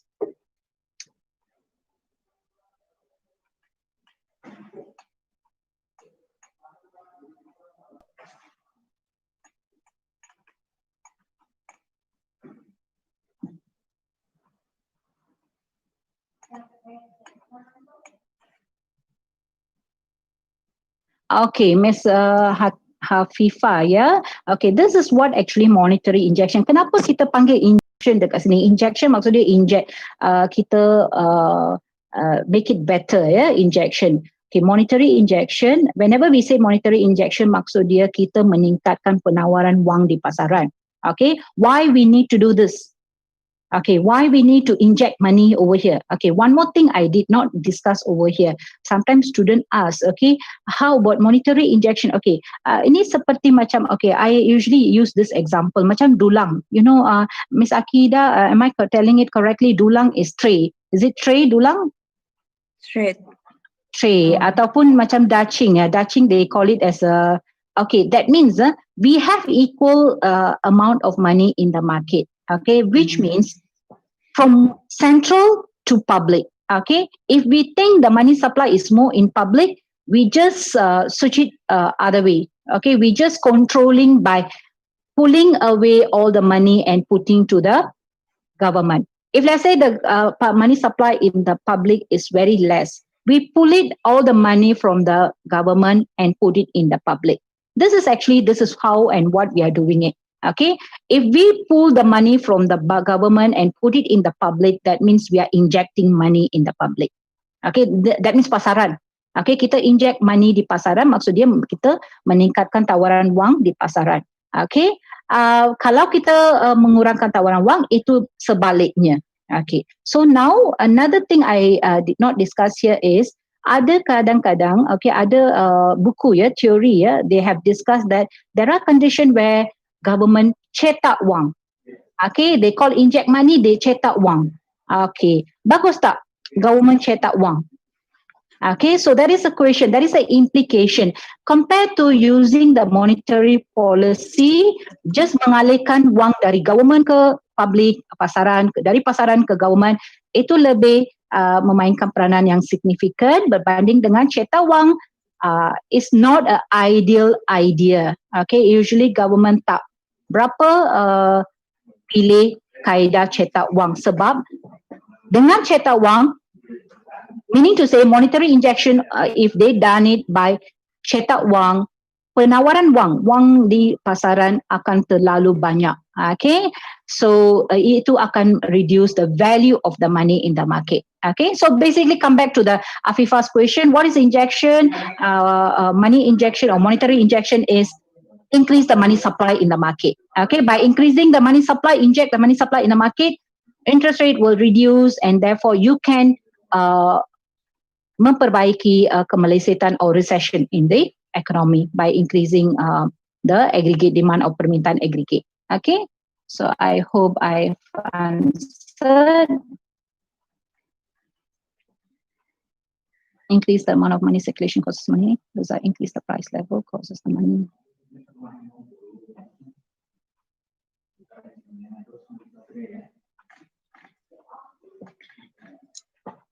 Okay, followed. Oh, long question, Afifa. Long questions. Okay, hold on. Okay, the question is it often said that the central bank is trying to achieve a zero inflation? I don't think so. I have not heard. Okay, based on my reading and observation, we won't be able, zero inflation or zero unemployment is something is not possible, right? Something we can't really see in the market, especially from to the current this one, okay, current economy. Why the country's central bank chooses to print so much of money whose value is show rapidly. Okay, remember Haki, what's your name? Remember Afifa, I told you, right? Okay, printing the money. My question actually is my personal concern. Okay, how will we know that how much or how constant or how frequent the government are printing the money? What we know is, okay, what usually the people, apa yang kita biasanya akan diketahui adalah mereka menggunakan yang tiga-tiga kaedah ini, iaitu open market operation, reserve requirement and discount rate untuk control the money supply. Yang seperti yang I cakap tadi, cetak wang, print, right? Money printing is depending on how extent the government is being transparent, right? Okay, mereka betul-betul cetak ataupun tak perlu. Biasanya that will be a very, very last and least option that the government will take. Okay, so it is not rapidly done. Definitely it's not rapidly done. Okay, I think Ms. Akida, over to you. Okay. Okay, I'm Ms. not Akida, sure that. sorry, Ms. Akida, I think quite number of questions. So if we are not able to cover, I have one alternative that maybe I take down all this question. I will prepare the answers for all this in Word, or then I can actually share with you the Word format. Maybe you can share with the students the answers for all. This is just an alternative, lah. Okay, because I being unfair that there are a long question. If I can't, I'm not able to answer completely, I feel pity the student left unanswered. Yeah. That's very kind of you. Yes. Yeah, we can ask Mr. Iqbal also to deliver your answer if we cannot accommodate in this session. Maybe we can choose some question in the last. Not the last, maybe about the last 30 minutes. Nidan has one question here. Nidan Kofia, is it? Nidan, apart from inflation and recession, are there other reasons for monetary policy and why? Okay, actually monetary policy, balik kepada even website of Bank of Indonesia or even Bank Negara Malaysia, always kita tengok the main purpose of monetary policy is to stabilize the economy. Okay, bila kita cakap stabilize the economy, the first thing comes to our mind ataupun major issue, economic issue adalah inflasi, unemployment, okay, recession. So that will be always the main reason for monetary policy. Okay, so usually, balik kepada 3 kaedah itu, sama ada menjual, membeli bond, sama ada reserve increase or decrease, sama ada discount rate. Okay, kalau kita observe 3 ini, usually the main reason is untuk mengawal inflasi, untuk mengawal pengangguran ataupun GDP. Okay, the market. For other reason, if you ask me other reasons, I will definitely say kita perlu cari apakah selain daripada inflasi and recession, selain daripada ini apa yang what they call issues happening in the economy is, I will give you a very recent issue which is pandemic. Okay, kita dapat pandemic, kita dapat let's say any kind of disaster, pandemic disaster. Kalau kita ambil contoh pandemic disaster, back to back, pandemic disaster bukan direct factor yang mengakibatkan kerajaan gunakan ataupun mendorong kerajaan menggunakan monetary policies, not a direct. Okay, if we take pandemic or disaster, katakan pandemic disaster berlaku, eventually what will happen is many people will suffer, right? Many people will suffer, like lockdown. Okay, lockdown, and many people lost jobs, and back to back it goes to inflation and recession. Okay, so that is, if you ask me, any other reason for monetary policy, again, it will be direct reason will be the inflation recession. Indirect reason can be many things that will actually eventually menyebabkan inflasi dan pengangguran di pasaran. Okay? I think I answered your question, Nidan. Yes, Ms. Akida, I think it's over to you. Okay, this is a interesting question, comes from Hairunisa.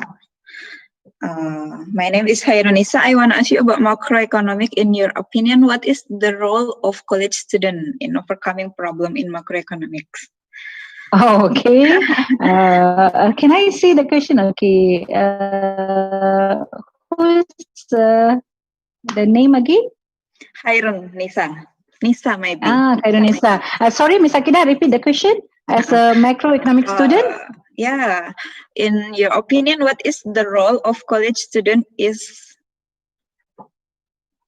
overcoming problems in macroeconomic in this pandemic especially? Exactly. Interesting question. I think I just want to share my experience. I'm still teaching macroeconomics, Malaysian economics with a student online. That means not facing face to face. So in Malaysia, I think we are locked down since the first lockdown, March. Okay, so usually what this I expect the students to know is a very basic. Usually sometimes I can I do not like to use this word disappointed, but sometimes bit upset when students are not knowing what's happening around us. That's a very main. To answer your question, Kairunisa, that's a very main. My concern, my humble request actually students to know. I always tell my students, whether they are economic students or business students, whether they are engineering students, it's not necessary to be a student to know about the economic condition. Anyone living in a country, they should know what's happening in the economy. Okay, not to so detail until the economists knowing everything, but at least the basic concept. Okay, what is happening today? What is the current GDP? What is the unemployment rate? Okay, knowing or having the knowledge is the first role that a college student should have. That is, I will say, is compulsory. College student, again, it's not necessarily college student. Everyone must know about it, and especially college students must know about that. Okay, what actually it lead to? By knowing about the economic condition, what it lead to. Okay, very important. This is very important question. By not thinking about that later, definitely you will. I mean, student will be in a very difficult situation when you go. I mean, upon graduation, when you graduate, even now, to determine your career perspective. I mean, your career prospect. You want to determine your career. You want to know which career you want to be in. Okay. Therefore, you must know the knowledge, right? You must know what's happening in your country. Okay, which job will give you a sustained salary? Which job has a higher potential? Which is in a bad condition? Okay, so you must know the what they call all this. Okay, but to know this, you must know about the economy, or you must know about the microeconomic or economic condition. That is one. Let's say investment, okay, whether it's a right time for you to buy something or not to buy something, getting a loan or not getting a loan, you want to further your studies or not further your studies. I'm just giving an opinion as a college student. Okay, in daily life, especially upon your graduation, many decisions that you will have to make. Okay, for that decision, we not only looking at what money or how much we have at home or our parents. It's more important is whether it is what to say, reliable, or I mean it's worth for you to invest. Okay, sama ada dengan mengetahui keadaan ekonomi, okay, itu akan membolehkan college student memilih job. Okay, job maksud dia kerja pekerjaan yang betul, okay, yang betul, yang boleh memberi income, okay, yang seterusnya, or income yang sustain income. Okay, decision, apa decision di ekonomi, untuk membeli atau tak nak membeli, untuk invest atau tak nak invest, okay, untuk nak melanjutkan pelajaran atau tak nak melanjutkan pelajaran. Okay, so semua itu perlu diketahui, so that I think that's an important role. Okay, you agree, Miss Akida, what I'm saying? Yeah, that's great. So student, especially economic student, it is very what we say. It is very important for us to understand how the economic of our country right now. Yeah, read the newspaper, update the news. Yeah, and one more thing is this is often it happens not only in in Malaysia also, where sometimes we feel like because if you see in current pandemic, I don't know about Indonesia, in Malaysia every week or every month we have a new announcement. Okay, we have announcements. Sometimes it affect the college students. Okay, and it's just like that. During my lecture, I used to get this feedback from the student. They will come up with just a random feedback. Just come up with, okay, why the government is doing this, and this is not right, and this is wrong. Okay, so it's not wrong for you to come up with your own opinion, but it has to be based. I mean, it has to be justified. Okay, you must know what's really happening. Like what we have done today, monetary policy. If you know really what is monetary policy, you will be engaged. You will know actually what's currently the government doing. Okay, let's say all of a sudden the government increase the money interest rate or decrease the interest rate or doing something, then very fast you will get connected. You know actually what is right and what is wrong. Okay, so if that is a positive side. If let's say the government doing something wrong, even that you will be able to understand, okay, what they are doing is wrong. Maybe you can voice out, or maybe you can come up with your point of view. Okay, so that is another part as a college student you should know. Okay, that's all. Okay, that's very clear. Okay, the next question I will summarize from some questions. Yeah, it is from Ms. Akida. Sorry, I have one more interesting. Sorry to interrupt, Ms. Akida. Yeah. Arif Maulana. Yeah, I think the question is. I want to read. it's Okay, interesting. how can Malaysia overcome or survive the current recession? Okay, Arif, for your information, I think I mentioned this earlier. The current pandemic, as far as I know, based on my reading and observation, since we have gone through 14 to 15 recession since World War II. Okay, since 40s year 1940s. Okay, those centuries. Okay, we have gone through 14 to 15 economic crisis. Okay, and many economists have stated that this is the worst crisis. Okay, this is the worst crisis. So what my point here is, I'm trying to highlight there is no difference. You can actually look at Indonesia, it's the same thing in Malaysia, no difference. Okay, that means COVID-19 actually hitting or impact every economy around the world in the same way. Only thing we see how the government is overcoming is depending on kind of policy, okay, number of population in the country, okay, and how the economic sector is going on, how strong they were initially. Okay, even you see in developed country, US or UK, okay, even developed country, they were very strong. Even COVID-19 has no eyes to see all that. You are very good or you're very bad.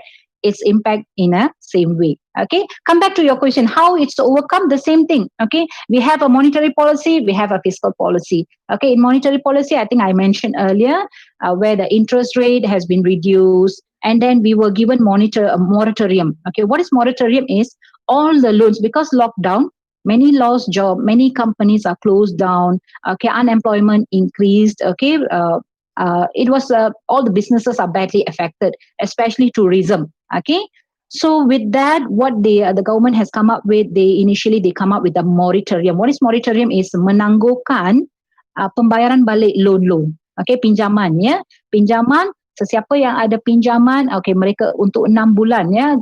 But what have done? Compared to Indonesia, I think Indonesia also come up with this moratorium. I think so, if not mistaken. But compared with Indonesia, Thailand and other neighbouring countries, mereka memilih sektor untuk memberi moratorium ini.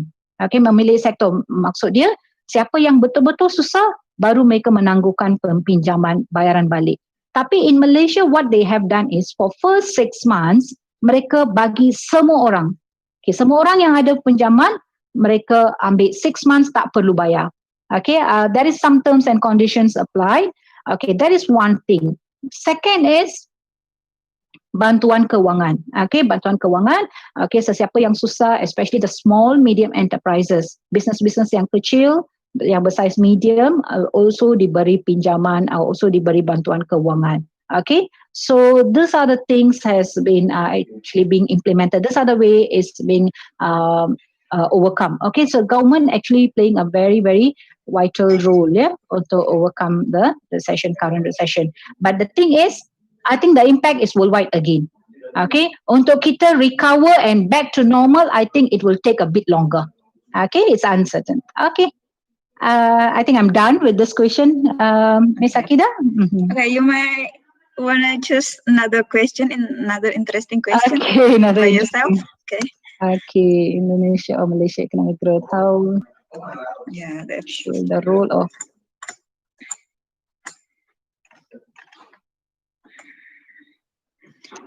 Okay, what the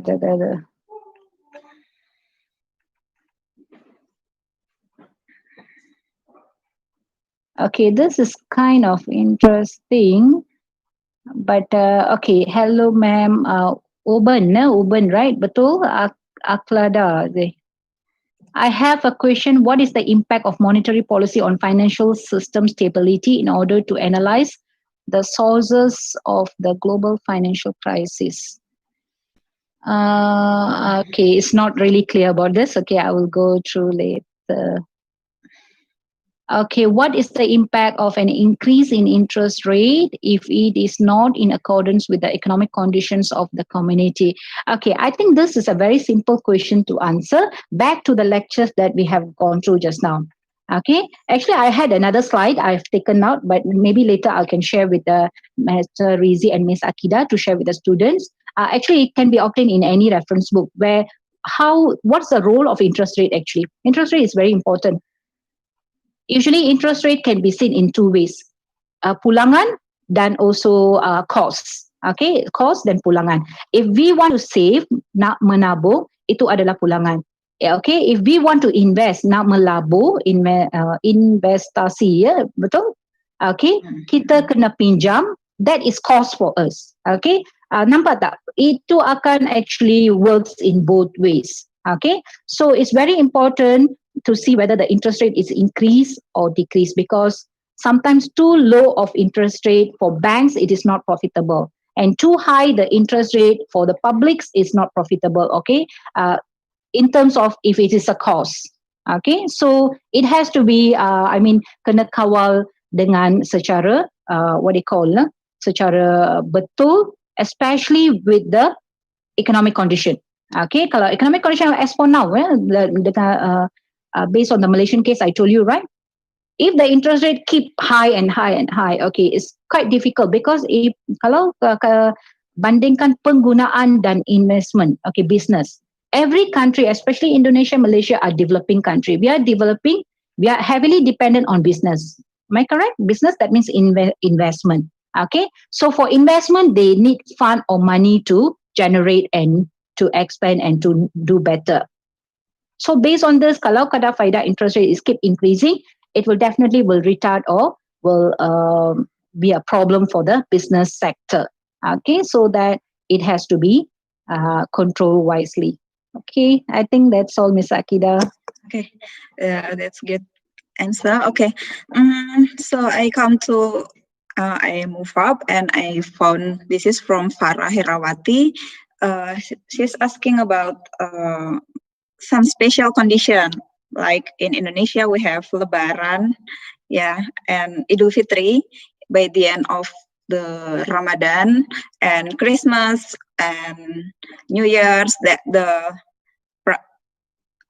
the problem is rising prices for goods every year. Yeah, is there any monetary policy from the government for this, like a circular? Yeah, this is like a cyclus because it is happen in the several session of the years, year by year.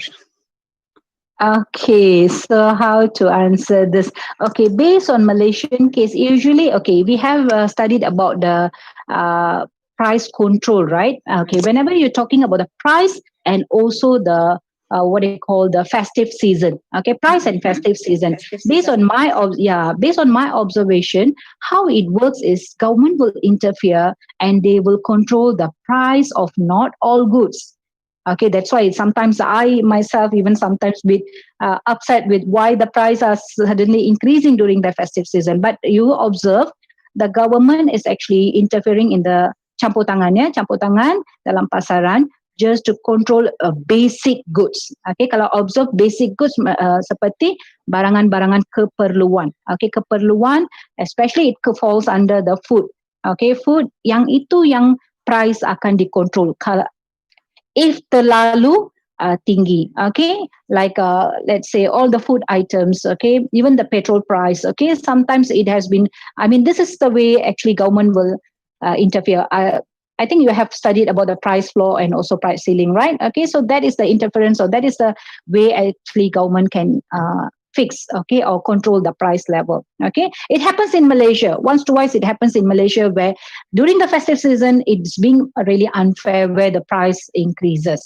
But to relate the current pandemic, current situation, I have been observing in Malaysia. Recently we had few festivals. Yeah, I've been observing. No, the price level was not increased. Okay, it was comparatively it is there, and some are being low.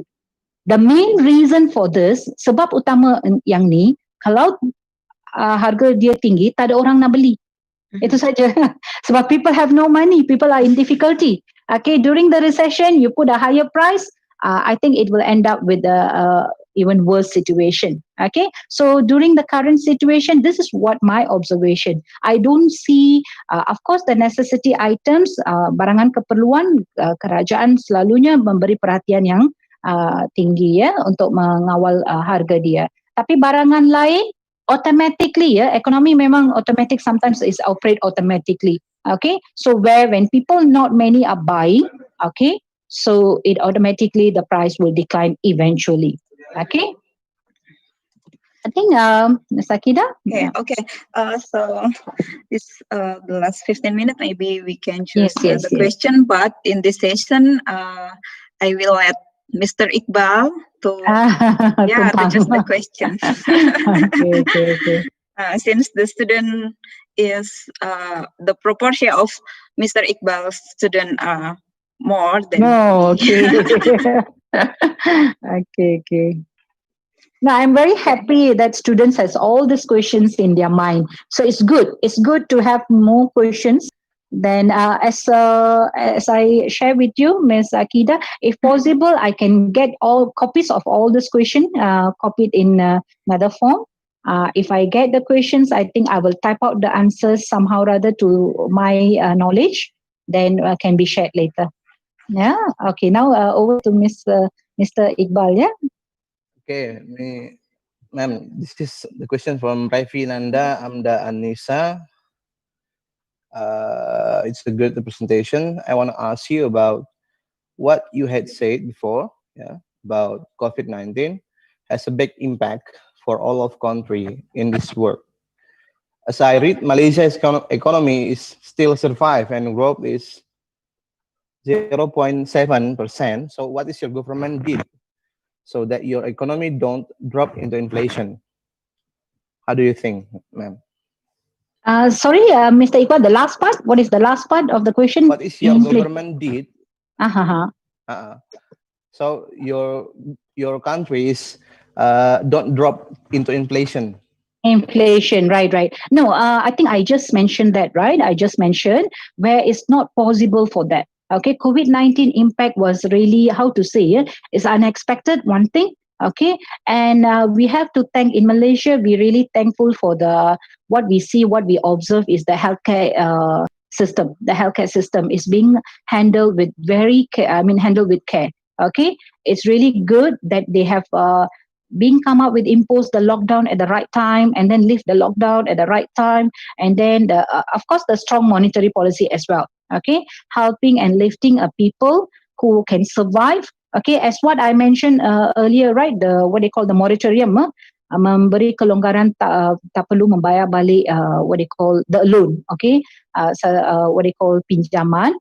6 months mereka implement moratorium tersebut, and then the following 6 months apa yang mereka buat, mereka tak implement across all people. Okay, the following 6 months mereka suruh rakyat semua membayar balik, mula membayar, that means back to normal.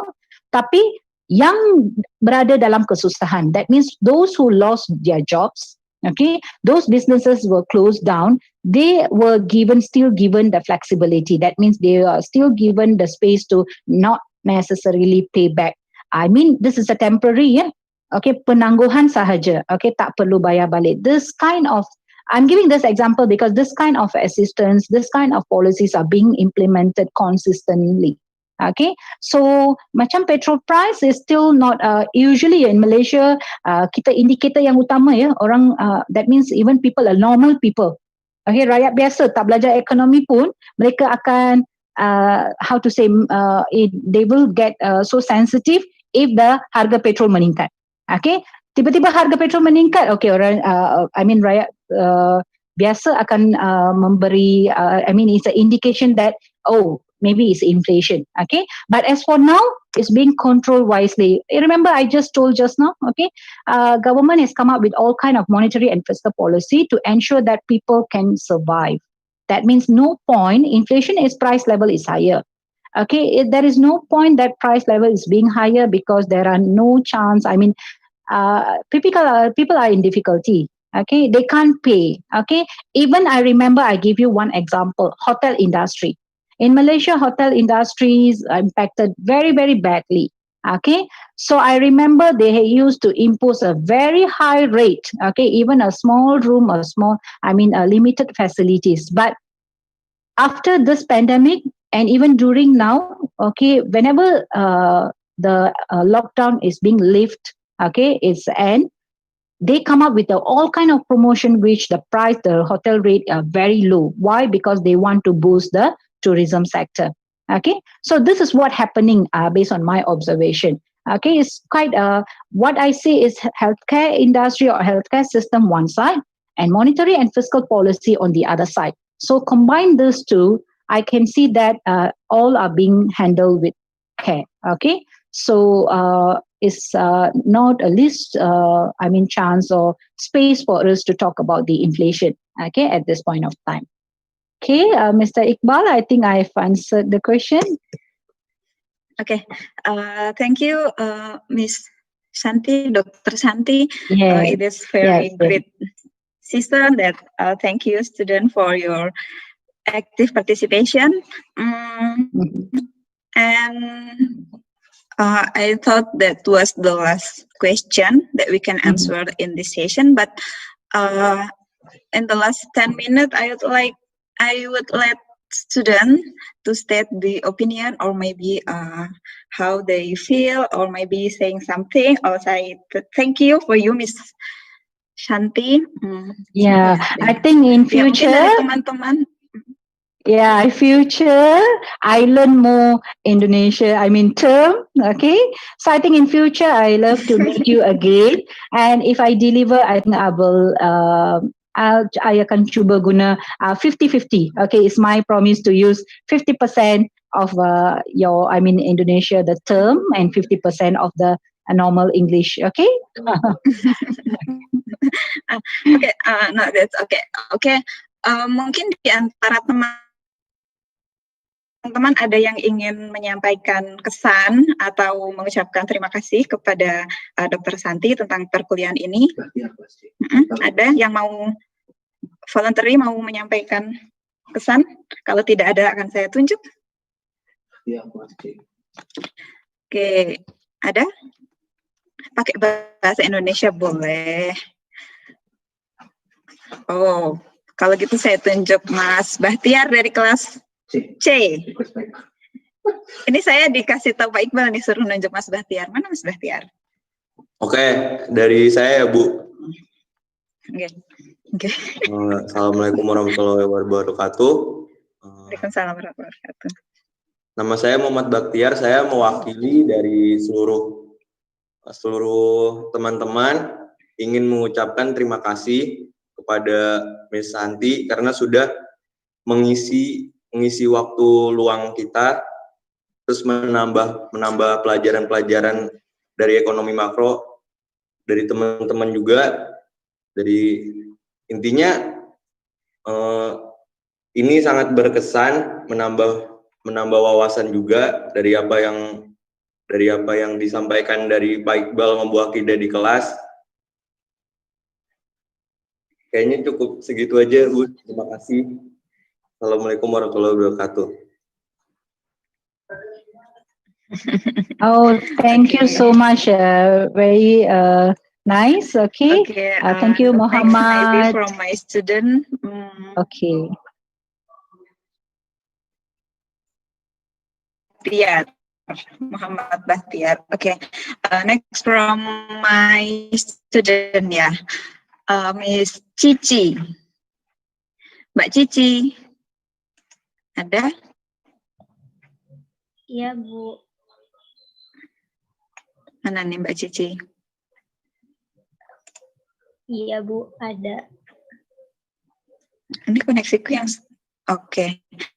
Mbak Cici mungkin mau menyampaikan kesan di perkuliahan. Kesannya di Silakan, Mbak. Saat ini biasanya kan ini ya sama dosen masing-masing. Terus ini lebih menarik karena materinya juga sangat lengkap dan sangat perlu untuk kita mengerti, apalagi kita harus belajar tentang ekonomi Sangat makro. confused mungkin.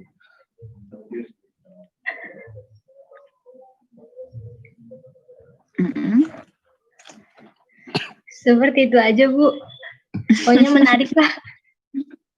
Okay. She said it is an interesting class and the material are so complete and this is a different experience for them. Miss Santhi. Okay.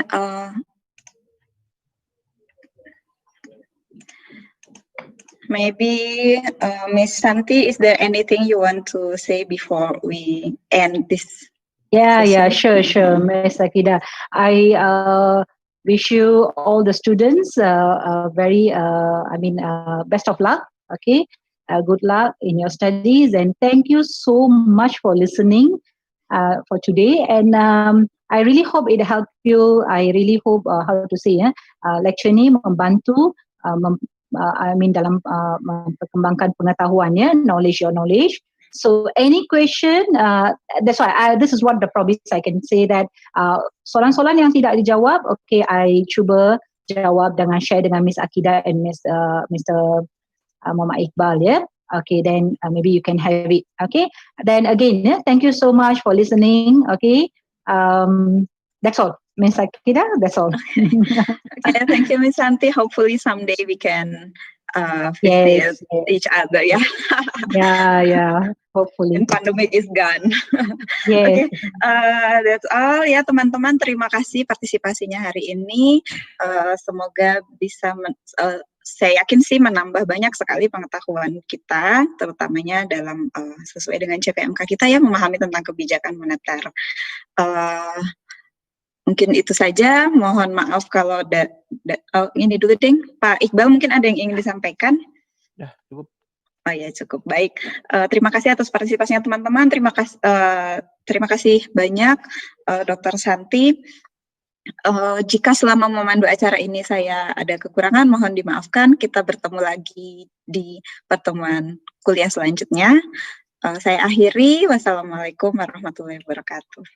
Okay, thank you very much. Terima kasih. Terima kasih. Yes. Thank you very much. Thank you, Ma'am. Yes. Gracias muchas.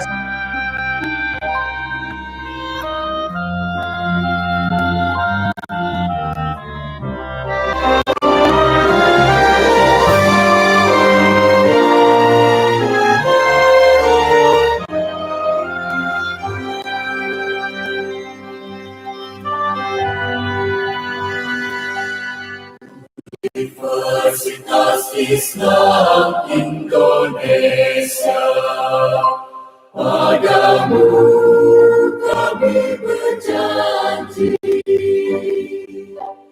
majukan studi, giatkan bakti untuk pembangunan pertiwi.